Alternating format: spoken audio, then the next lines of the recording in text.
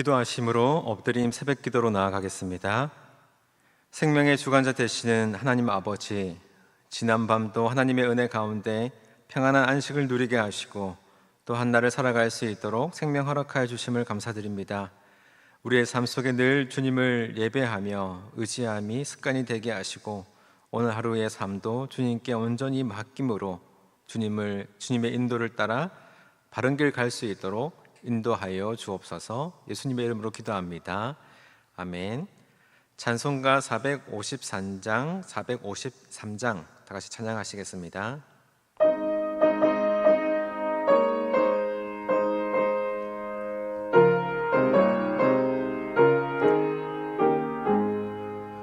예수 더 알기 원하네. 크고도 넓은 은혜와 대속해 주신 사랑을 간절히 알기 원하네. 내 평생의 소원, 내 평생의 소원, 대속해 주신 사랑을 간절히 알기 원하네. 성령이 스승되셔서 진리를 가르치시고 거룩한 뜻을 깨달아 예수를 알게 하소서. 내 평생의 소원, 내 평생의 소원, 대속해 주신 사랑을 간절히 알기 원하네. 성령의 감화 받아서 하나님 말씀 배우니 그 말씀 한 절 한 절이 내 맘에 교훈되도다.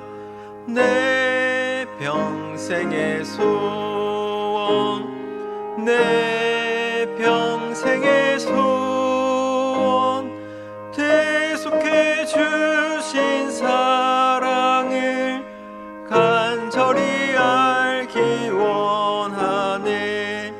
예수가 계신 보좌는 영광의 둘로 있도다. 평화의 왕이 오시니 그 나라 완성하도다. 내 평생의 소원, 내 평생의 소원, 대속해 주신 사랑을 간절히 알기 원하네. 아멘. 오늘 우리에게 주시는 하나님의 말씀은 호세아 4장 1절로 10절입니다. 구약 1259면, 생명의 삶은 46면입니다. 이제 하나님의 말씀을 봉독합니다. 이스라엘 자손들아, 여호와의 말씀을 들으라. 여호와께서 이 땅 주민과 논쟁하시나니 이 땅에는 진실도 없고 인애도 없고 하나님을 아는 지식도 없고 오직 저주와 속임과 살인과 도둑질과 간음뿐이요 포악하여 피가 피를 디음이라. 그러므로 이 땅이 슬퍼하며 거기 사는 자와 들짐승과 공중에 나는 새가 다 세잔할 것이요 바다의 고기도 없어지리라. 그러나 어떤 사람이든지 다투지도 말며 책망하지도 말라. 네 백성들이 제사장과 다투는 자처럼 되었음이니라. 너는 낮에 넘어지겠고 너와 함께 있는 선지자는 밤에 넘어지리라. 내가 네 어머니를 멸하리라. 내 백성이 지식이 없으므로 망하는도다. 네가 지식을 버렸으니 나도 너를 버려 내 제사장이 되지 못하게 할 것이요 네가 네 하나님의 율법을 잊었으니 나도 네 자녀들을 잊어버리리라. 그들은 번성할수록 내게 범죄하니 내가 그들의 영화를 변하며 욕이 되게 하리라. 그들이 내 백성의 속죄 제물을 먹고 그 마음을 그들의 죄악에 두는도다. 장차는 백성이나 제사장이나 동일함이라. 내가 그들의 행실대로 벌하며 그들의 행위대로 갚으리라. 그들이 먹어도 배부르지 아니하며 음행하여도 수요가 늘지 못하니 이는 여호와를 버리고 따르지 아니하였음이니라. 네, 이 말씀은 살아계신 하나님의 말씀입니다. 아멘. 여러분, 모르면 용감하다라고 하는 말이 있습니다. 어린아이들은 경험이나 또 배움이 부족하기 때문에 이 공포심이나 두려움을 많이 느끼지는 않죠. 피해야 할 것, 무서운 것에 대해서 이제 두려움이 별로 없습니다. 반대의 말도 있죠. 아는 만큼 보인다. 예를 들어 우리가 어느 곳을 여행하려고 하면 여행지에 대한 정보를 많이 알고 또 역사적인 가치를 또 배우고 사실을 또 깊이 있게 공부하다 보면 우리가 가는 그 여행지에 대한 경험이 또 배움이 훨씬 더 깊어지고 이제 풍성해질 거예요. 그러니까 이 두 가지를 모두 신앙생활에 적용할 수 있는데요. 그러니까 하나님을 향한 이 신앙의 여정에서 우리가 하나님에 대해서 모르게 되면 우리는 죄에 대해서 용감해집니다. 그러니까 하나님이 어떤 분이신지, 하나님이 어떤 죄를 미워하시는지 그러니까 알지 못한 채 우리의 마음대로 행동하게 되는 거죠. 그러나 우리가 하나님을 알면 알수록 우리는 하나님과 함께하는 이 신앙생활 가운데 훨씬 더 많은 것을 누리고 훨씬 더 풍성한 인생을 살 수 있게 됩니다. 그러니까 하나님이 어떤 것을 기뻐하시는지 알면 우리가 하나님이 기뻐하시는 그 일을 힘써 행하겠죠. 반대로 하나님이 미워하시는 것을 우리가 안다면 우리가 그것을 하지 않으려고 노력할 것입니다. 그러니까 이것이 바로 신앙생활인 것이죠. 이렇게 우리는 하나님의 사랑을 받게 될 것이고 우리의 삶의 여정은 하나님이 주시는 그 풍성한 은혜와 선물들로 더 기쁨이 넘치는 길을 가게 될 거예요. 오늘 말씀에서 하나님께서는 무엇보다도 하나님에 대한 지식이 없기 때문에 망한다라고 이야기를 하십니다. 1절인데요. 이스라엘 자손들아 여호와의 말씀을 들으라. 여호와께서 이 땅 주민과 논쟁하시나니 이 땅에는 진실도 없고 인애도 없고 하나님을 아는 지식도 없고. 하나님께서 본격적으로 이스라엘 백성들과 이제 논쟁하십니다. 여기서 논쟁이라고 번역된 단어는 이제 법적인 분쟁, 소송을 뜻하는 단어인데요. 그러니까 하나님께서 지금 이 이스라엘을 고소하겠다라고 말씀하시는 것이죠. 1절에서 말씀하시는 이 이스라엘의 제목은 총 3가지입니다. 이스라엘에게는 이 3가지가 없기 때문에 내가 고소한다라고 하나님께서 말씀하시죠. 첫 번째는 이제 진실이 없다라고 하는 겁니다.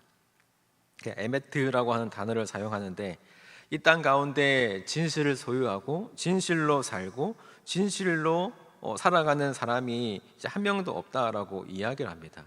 그러니까 모든 사람들이 다 탐욕에 눈이 멀어서 그러니까 무언가를 얻기 위해 진실이 아니라 거짓을 품고 살아가고 있다라고 이야기를 하는 거죠.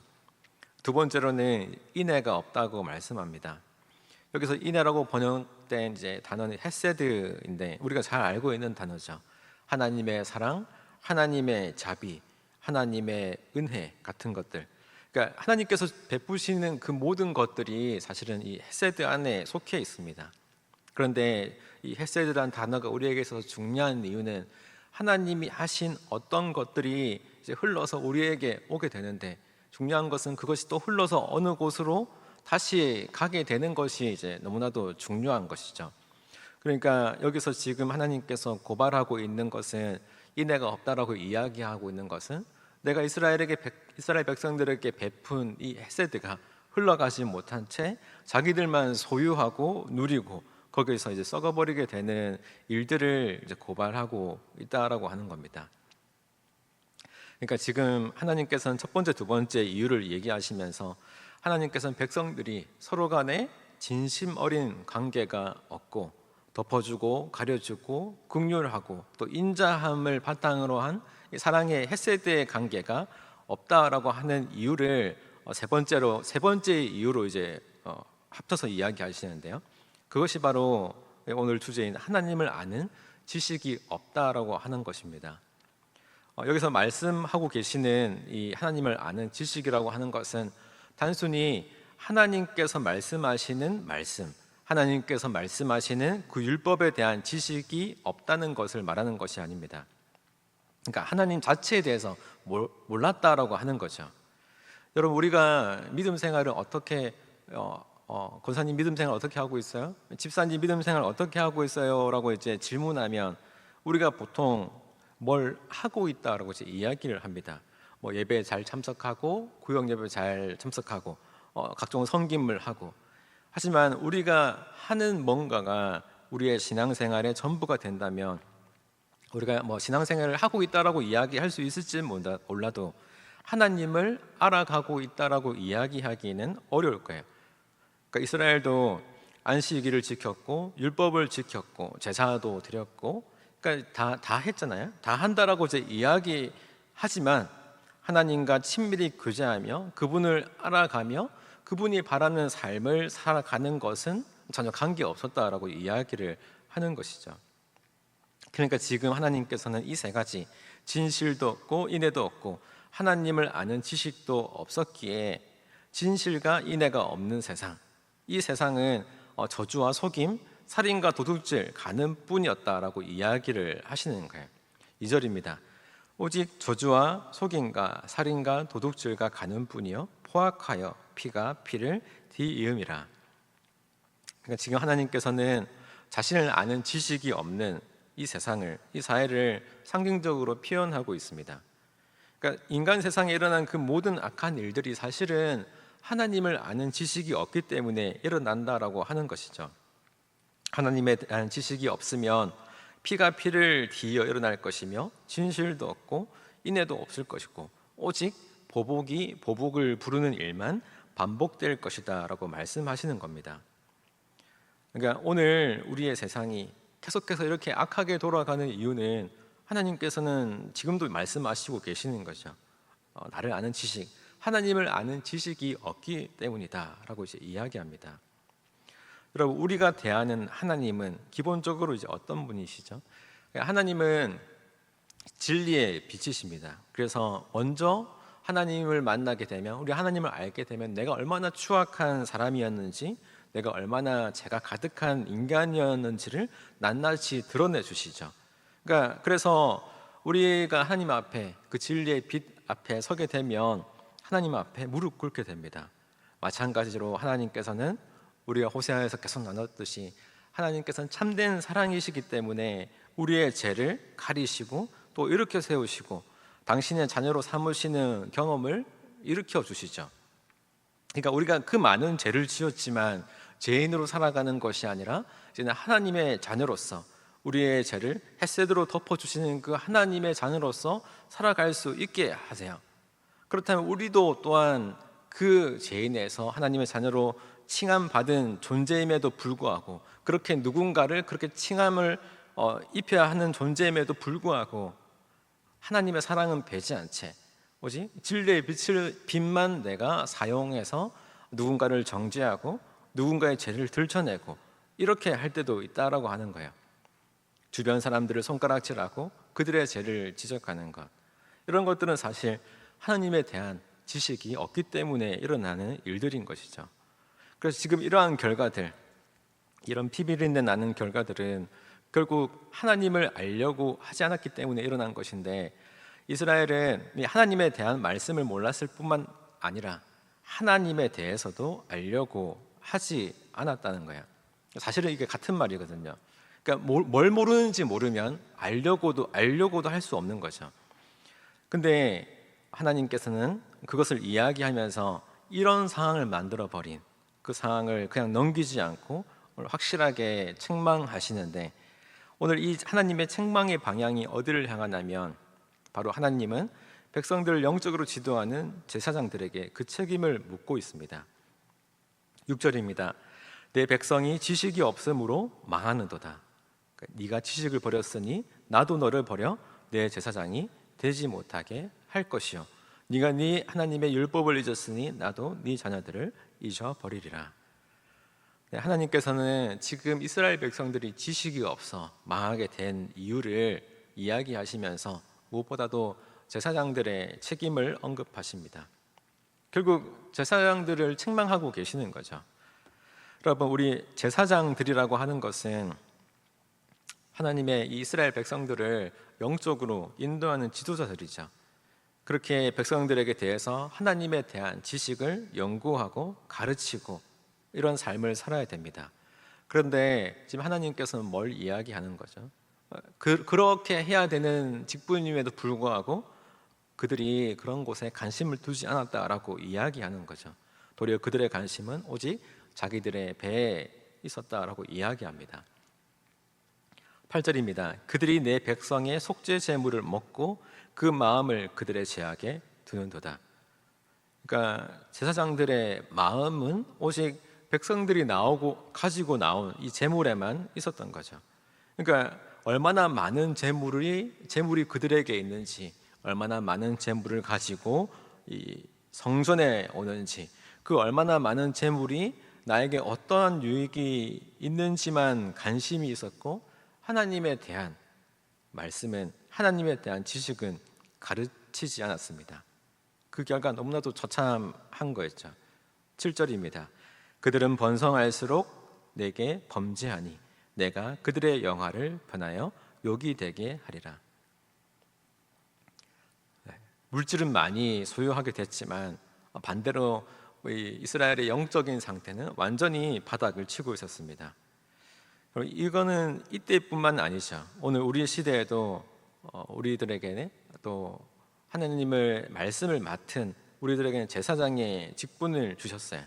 목회자는 교회에서 말씀을 전하고 또 부모는 가정에서 말씀을 맡고 전하는 자로 세워주셨습니다. 우리가 나이가 있다라고 해서 어른이 되는 것이 아니라 하나님의 말씀을 맡은 영적인 제사장이 되어야 하는 것이죠. 가정을 우리에게 하나님께서 맡겨주셨다면 자녀들에게 하나님의 말씀을 먹여야 하고 하나님에 대한 지식을 가르쳐야 합니다. 교회를 우리에게 맡겨주셨다면 성도들에게 말씀을 가르쳐야 되겠죠. 이 책임은 전적으로 우리들의 몫입니다. 교회를 지도하는 목회자들, 또 가정의 부모들, 우리가 속한 크고 작은 그 공동체의 이 영적인 리더들의 책임이 참으로 이제 막중한 것이죠. 따라서 오늘 말씀은 우리에게 계속 질문하게 합니다. 나는 이 말씀, 하나님을 아는 지식의 사명을 믿음으로 잘 감당하고 있는가 하는 질문이죠. 나는 오늘도 하나님과 동행하고 있느냐? 나는 오늘도 하나님이 주시는 말씀을 붙들고 그분의 뜻을 알려고 노력하고 있느냐? 나는 정말 주일 때때로 예배만 드리고 돌아가는 삶을 사는 것이 아니라 정말로 일상의 그 예배 가운데 하나님께 묻고 하나님의 뜻을 알려고 하고 하나님과 동행하려고 하는가라고 하는 질문을 우리에게 던져줍니다. 여러분, 오늘 이 제사장들을 향한 이 심판의 메시지처럼 나의 배를 불리기 위해서 하나님을 사용하고 있는가, 아니면 하나님을 정말로 사랑하고 있는가라고 하는 질문을 우리가 생각하면서 오늘 이 시간 하나님 앞에 우리의 삶을 더 돌아보시고 우리와 함께한 백성들이, 우리와 함께하는 이 공동체들이, 우리에게 맡겨진 이 교회와 우리의 가정들이 하나님에 대한 지식이 없어서 망하는 일이 없도록 정말 하나님을 더 깊이 알고 하나님과 동행하는 그런 아름다운 안산제일의 성도분들이 되기를 예수님의 이름으로 간절히 축원합니다. 기도하겠습니다. 우리에게 헤세드의 사랑을 부어주시고 그 사랑이 흘러 넘쳐 이 땅을 가득 채우기를 소망하는 그 하나님의 말씀을 오늘 다시금 깨닫게 하시고 다시금 사명을 기억나게 하시고 그 사명을 감당할 수 있게 해주시니 감사합니다. 우리에게 맡겨진 그 말씀을 맡은 자로서의 삶을 잘 걸어갈 수 있도록 주님 동행하여 주시고 항상 말씀하여 주시고 그 뜻 가운데서 신실하게 그 뜻을 이루어갈 수 있도록 능력과 힘을 허락하여 주옵소서. 권원로 목사님의 기도와 말씀 사역에 힘을 더하시고 육신을 강건하게 붙들어 주시어서 끝까지 맡은 사명 잘 감당할 수 있도록 은혜 내려 주옵소서. 회원 담임 목사님, 우리 교회를 세워나가는데 조금도 부족함이 없도록 말씀의 권세와 성령의 충만함을 허락하여 주시옵시고 발길이 닿는 곳마다 그리스도의 보혈의 한계가 진동하게 하여 주옵소서. 주님께 아끼지 않고 드린 여러 가지 봉헌들이 있습니다. 기쁘게 받아주시고 오직 주님의 뜻 가운데 사용되어질 수 있도록 인도하여 주옵소서. 이 모든 말씀 예수님의 이름으로 기도합니다. 아멘. 하늘에 계신 우리 아버지, 아버지의 이름을 거룩하게 하시며 아버지의 나라가 오게 하시며 아버지의 뜻이 하늘에서와 같이 땅에서도 이루어지게 하소서. 오늘 우리에게 일용할 양식을 주시고 우리가 우리에게 잘못한 사람을 용서하여 준 것 같이 우리 죄를 용서하여 주시고 우리를 시험에 빠지지 않게 하시고 악에서 구하소서. 나라와 권능과 영광이 영원히 아버지의 것입니다. 아멘. 이 시간 기도하실 때 나라, 민족 또 교회를 위해 오늘 말씀을 놓고 계속해서 기도의 자리로 나아가겠습니다.